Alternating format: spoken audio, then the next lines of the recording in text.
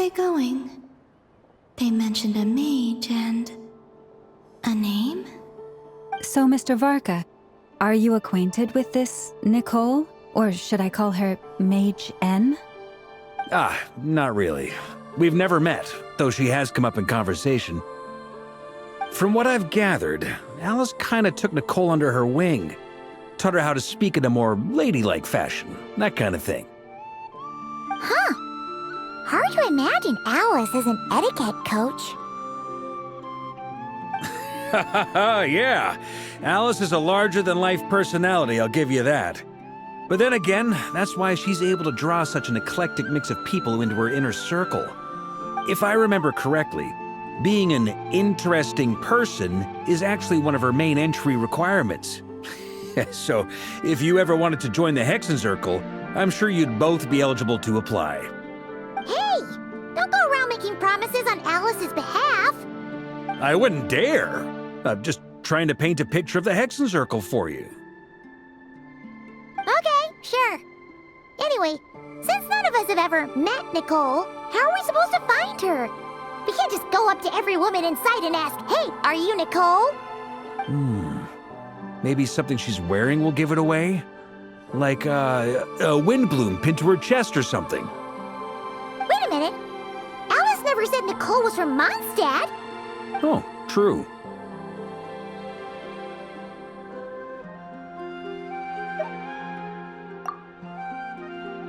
That would be...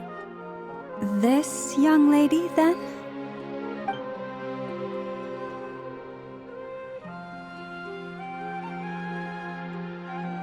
Hey there! Sorry to disturb you, but... are you Miss Nicole? Varka, Knight of Boreas of the Knights of Favonius. Alice might have mentioned me before. Mm-mm. Have we got the wrong person? Sorry. Well, this is awkward. When I shook my head, I meant, no, Alice hasn't mentioned you before. Huh? Where is this voice coming from? My apologies. For certain reasons, I am unable to speak. This is the only way I can communicate with you. It might take some getting used to, but I hope you can understand. Hey, it's fine. I'm more shocked by the fact that Alice never speaks about me. I mean,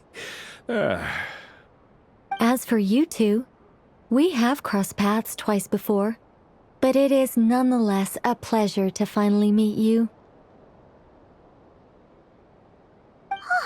It's really you! Thanks for all your guidance in the past! You're quite welcome. This time, things are different.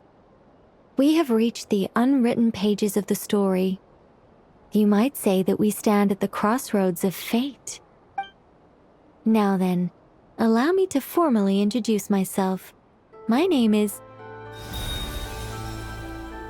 No, stop! Alice! I can't believe it! I had a whole speech prepared. I'd agonized over every single word.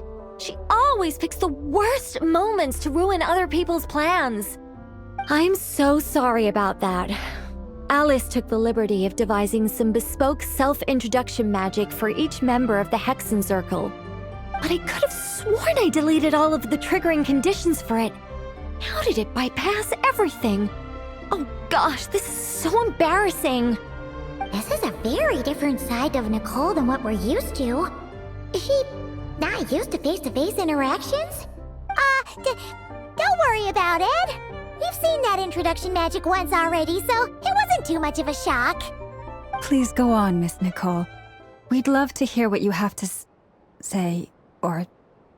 well, communicate. Huh? Are they talking to this lady? But... Will you all promise to forget that horrendously embarrassing introduction? sorry, embarrassing. When?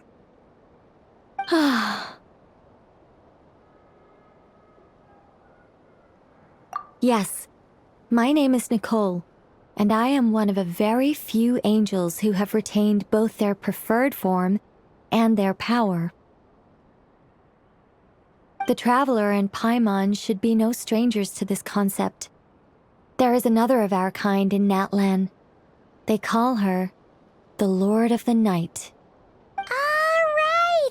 Paimon remembers her. Yes. Well, I have retained more of my power than she.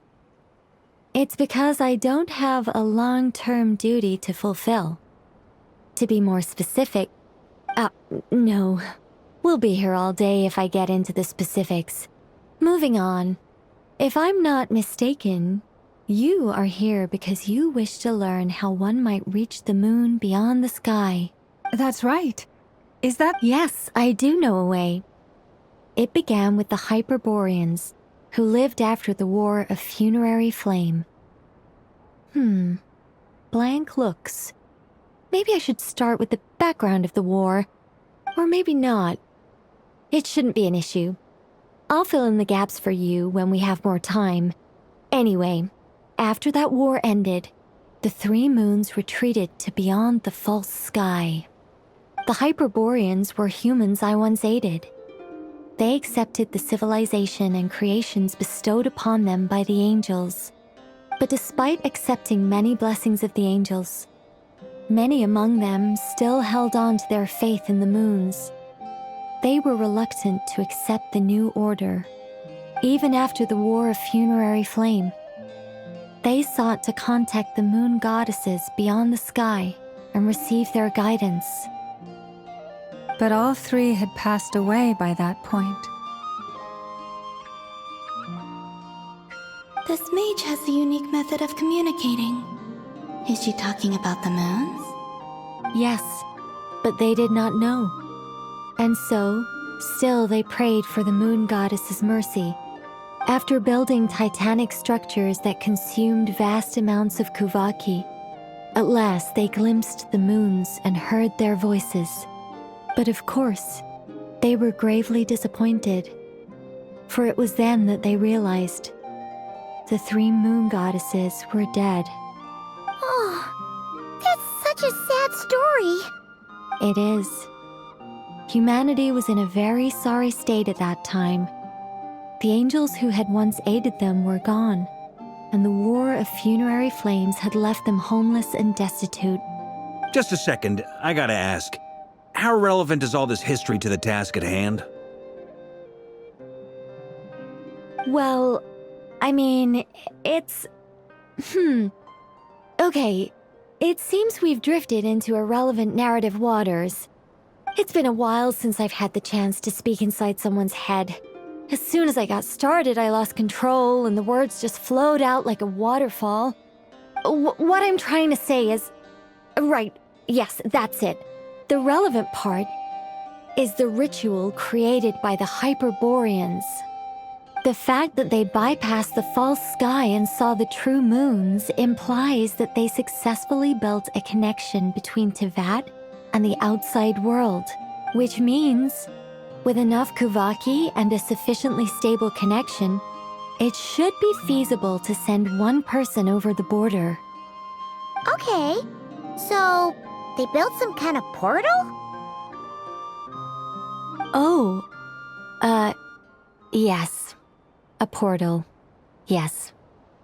Is something wrong? You sound disappointed. I just didn't expect you to summarize it so well. It turns out I could have said all that in one word, if only I'd managed to think of it. No, please, it's fine. This is invaluable knowledge. I'll be sure to record and preserve everything in writing. Oh, really? Well, in that case, I suppose I could backtrack and add some more detail. I did gloss over a few things so far. Whoa, time out. Let's summarize what we've got first. The Hyperboreans were the last ones to use this method, right? So we somehow need to find whatever structure they built and make sure there's enough Kuvaki to power it up. Luckily, we have the moon marrow of both the eternal and iridescent moons, so we're all good for Kuvaki. Which means the key issue we need to focus on is finding the place. Am I right so far?